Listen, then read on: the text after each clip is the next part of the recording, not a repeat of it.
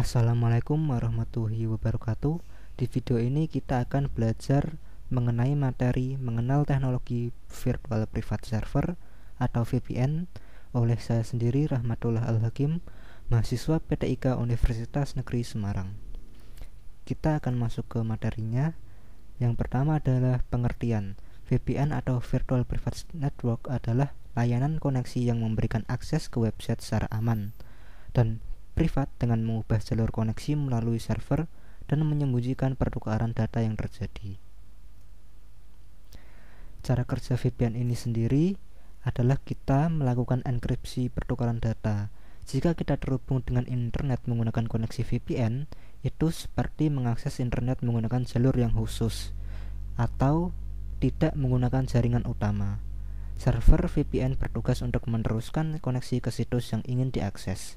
Koneksi yang dilakukan akan dikenali sebagai koneksi dari jaringan server VPN, bukan jaringan yang digunakan pada saat itu.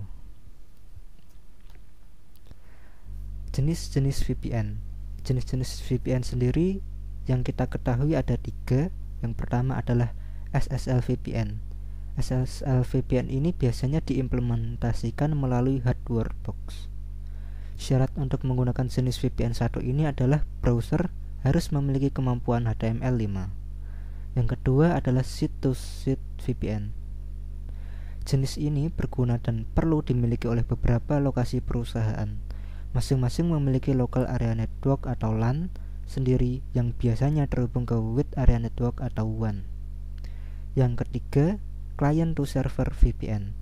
Jenis berikutnya yaitu client to server VPN adalah VPN yang berfungsi untuk menghubungkan dengan klien dari manapun. Cara kerja atau proses tipe ini melibatkan pengguna untuk terkoneksi langsung dengan penyedia VPN. Kemudian ada manfaat VPN.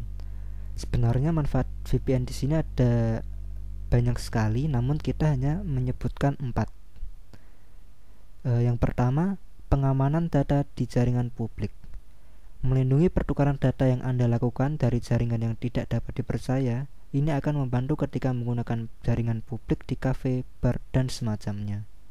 Yang kedua, mengamankan informasi pribadi secara anonim. VPN menyembunyikan lokasi kita secara real time, jadi tidak sembarangan orang bisa dapat mengetahui lokasi kita berada saat melakukan akses.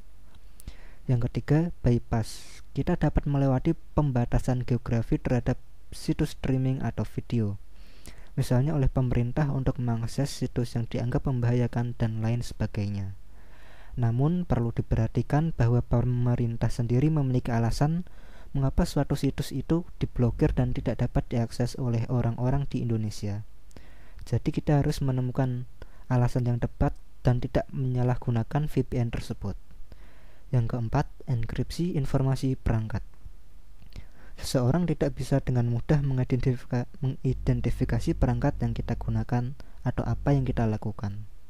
Dan semua alasan ini atau semua manfaat ini berkaitan dengan yang namanya keamanan internet. Sekarang kita masuk ke kelebihan dan kekurangan menggunakan VPN.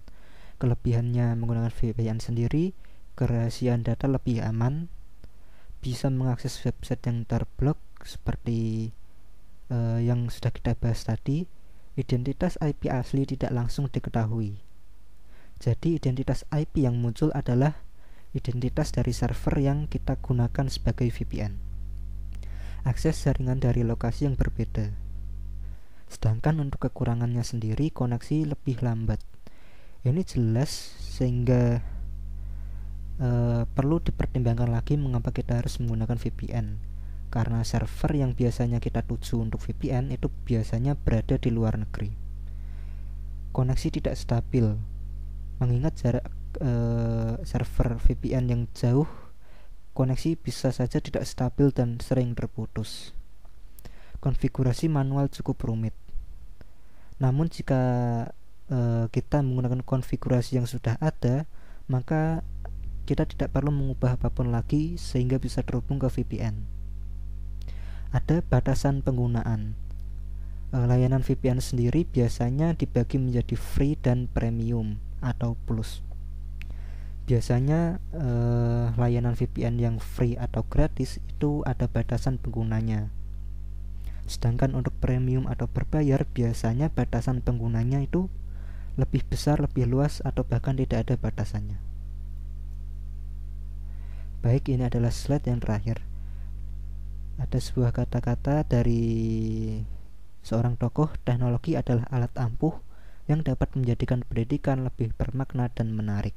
Sekian presentasi dari saya. Terima kasih. Assalamualaikum warahmatullahi wabarakatuh.